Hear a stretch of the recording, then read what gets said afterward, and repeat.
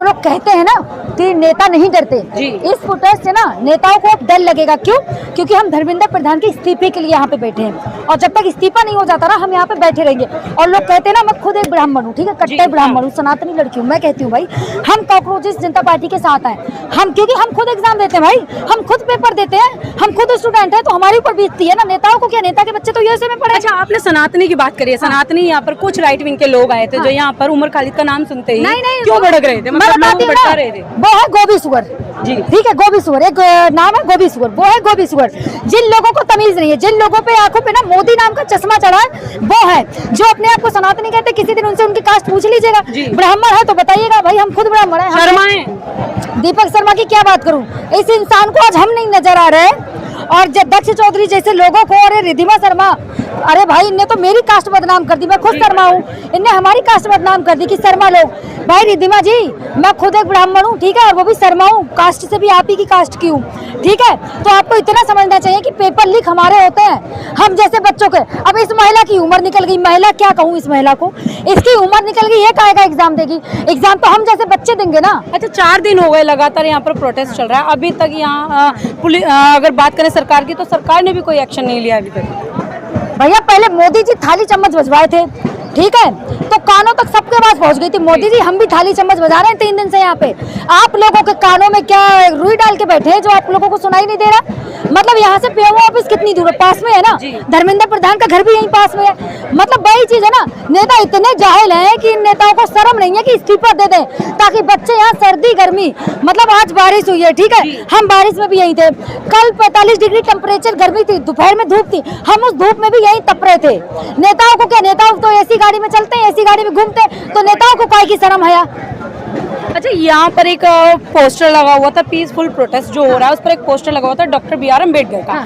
जब से वो अम्बेडकर की फोटो देखी गई है दीपके के हाथ में, तब से ये कहा जा रहा है कि एक दलित समुदाय का ये लड़का है और यहाँ पर ये आंदोलन कर रहा है और नेता बनना चाहता है। सिंपल सी बात है भाई, देश ना संविधान से ही चलता है, ठीक है, किसी और चीज से देश नहीं चलता, देश संविधान से चलता है और हम भारत में रह रहे हैं। यहाँ पे हमें ना संविधान ने आजादी दी है बोलने की, कुछ भी पहनने की, कुछ भी करने की, ठीक है।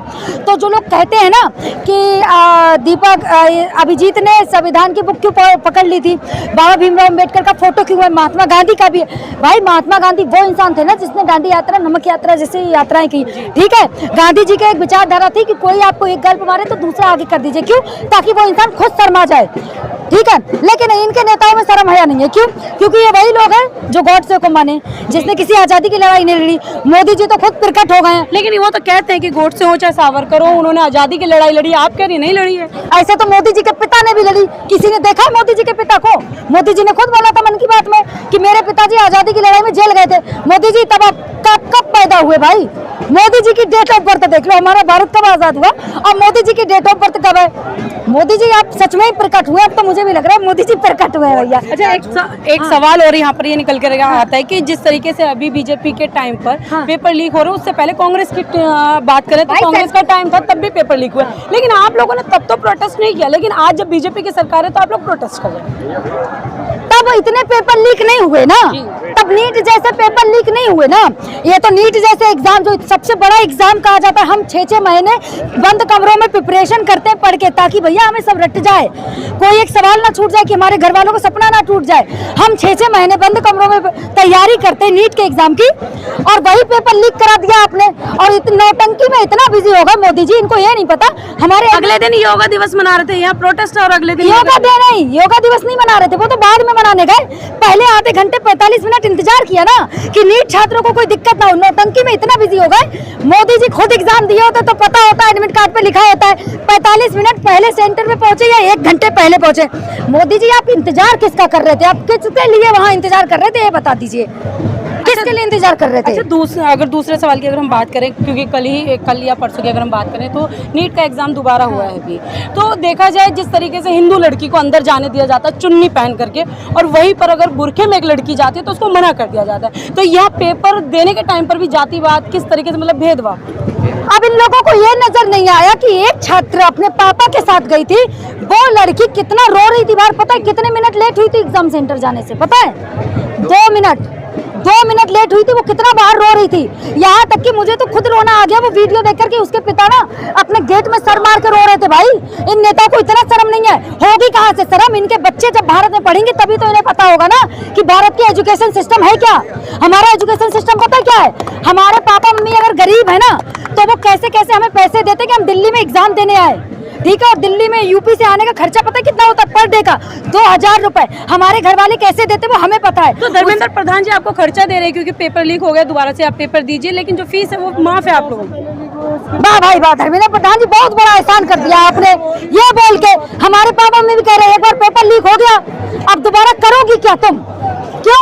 क्योंकि वही चीज है ना, धर्मेंद्र प्रधान उन 12 बच्चों को जिन्होंने सुसाइड करी उनके लिए कुछ बोलेंगे? नहीं बोलेंगे। तो क्या बोल देते?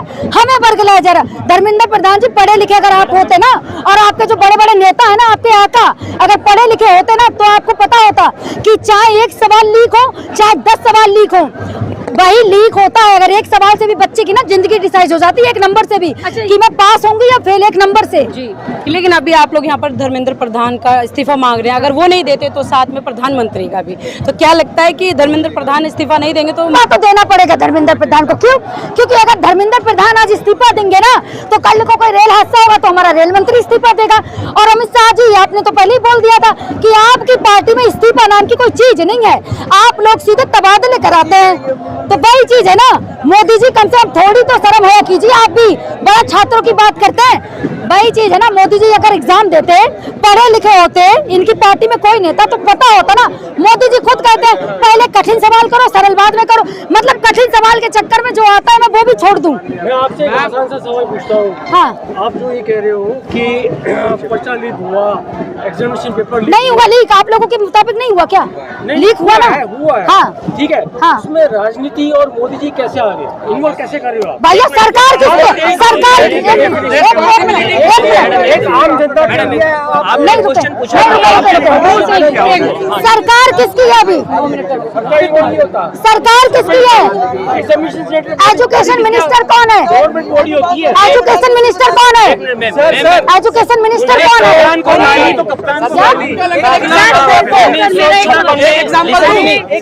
सर मेरा एक सवाल है, मेरे को प्लीज मैं अपना कंप्लीट करूँ। मेरा एक सवाल और आपसे आगे, क्योंकि अभी पटना में जिस तरीके से एग्जाम को लेकर के स्टूडेंटों ने मतलब रेलवे यानी कि पूरी रेल रोक दी, पटरियों पर आकर के लेट गए और वहाँ पर तादाद में लोग दिखाई दिए, तो धर्मेंद्र प्रधान जी अभी तक नहीं हिले और आपको 4 दिन यहाँ पर हो गए, तो क्या लगता है धर्मेंद्र प्रधान इस्तीफा देंगे, आपको न्याय मिल पाएगा यहाँ से? भाई हम इस्तीफा तो लेकर जाएंगे, चाहे 4 दिन बैठना पड़े चाहे पूरे महीने बैठना पड़े, हम इस्तीफा तो लेकर इस बार जाएंगे, चाहे नेता कितना भी अड़ जाए हम इस्तीफा लेकर जाएंगे। हम डिसाइड करते क्यों? क्योंकि पहले हम अकेले थे, अब हमारे माँ बाप भी हमारे साथ हैं, तो सरकार ये ना सोचे कि झुकेगी नहीं। जब हमारे माँ बाप हमारे साथ है ना, सरकार को झुकना पड़ेगा। अच्छा, कुछ लोगों का आरोप लगाना भी अभिजीत दीपके के ऊपर कि यहाँ पर वो नेता बन गए और कहीं ना कहीं ये नेता बनना चाहते हैं और इसीलिए इन्होंने ये प्रोटेस्ट। धर्मेंद्र प्रधान क्या चाह रहे हैं इस्तीफा ना देकर? धर्मेंद्र प्रधान इस्तीफा क्यों नहीं दे रहे? धर्मेंद्र प्रधान क्या प्रधानमंत्री बनना चाह रहे हैं जो इस्तीफा नहीं दे रहे? ये बताइए। मतलब भाई है जो स्टूडेंट की आवाज उठाए आप उस लोग उसी पे सवाल डाल दो। प्रधानमंत्री के हमारा एजुकेशन मिनिस्टर जो है वो किस पार्टी का? बीजेपी का है ना, तो हम सवाल किससे पूछेंगे? राहुल गांधी से तो पूछेंगे नहीं, पूछेंगे तो मोदी जी से ना। तो राहुल गांधी तो आप लोगों की सपोर्ट में भी, कोटा में भी जिस तरीके से उन्होंने स्टूडेंटों के लिए किया और उन्हें जगाने के काम कर रहे हैं, तो आपके सपोर्ट में तो विपक्ष है। हाँ। लेकिन जो पक्ष है वो नहीं है। अब मोदी जी सुनते कब की है? वही चीज है ना, मोदी जी के अपने बच्चे हैं नहीं तो दर्द क्या समझे बच्चों का? जब इनकी बीवी हो तो दूसरे की बीवी का दर्द समझे, इनके बच्चे हो तो दूसरे बच्चों का दर्द समझे। वही चीज है ना, मोदी जी अगर आज आपके बच्चे होते ना, आपको पता होता कि हम 45 डिग्री में धूप में कैसे बैठे हैं।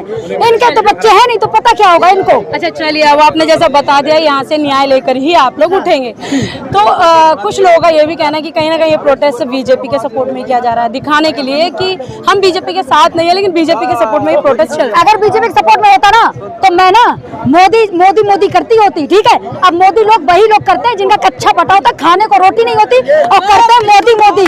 हम जैसे लोग नहीं, पढ़े लिखे बच्चे नहीं करते मोदी मोदी। क्यों? हम जैसे बच्चे ना मोदी जी से सवाल पूछते हैं, इसलिए मोदी चाहते हैं कि बच्चे पढ़ेंगे तो सवाल पूछेंगे उनसे, इसलिए अनपढ़ बनाना चाहते हैं हम जैसे बच्चों को। जिस तरीके से मैंने भी अपने फेसबुक पर लिखा था कि अगर स्कूलों की अगर हम बात करें तो स्कूलों में डॉक्टर BR अम्बेडकर को इसलिए नहीं पढ़ाया जाता क्योंकि अगर अम्बेडकर को पढ़ लिया तो आप लोग जागरूक हो जाएंगे और कहीं ना कहीं तर्क करना भी शुरू कर देंगे। और यहाँ पर अगर तर्क करना शुरू कर देंगे तो अंधभक्ति फिर करेगा कौन?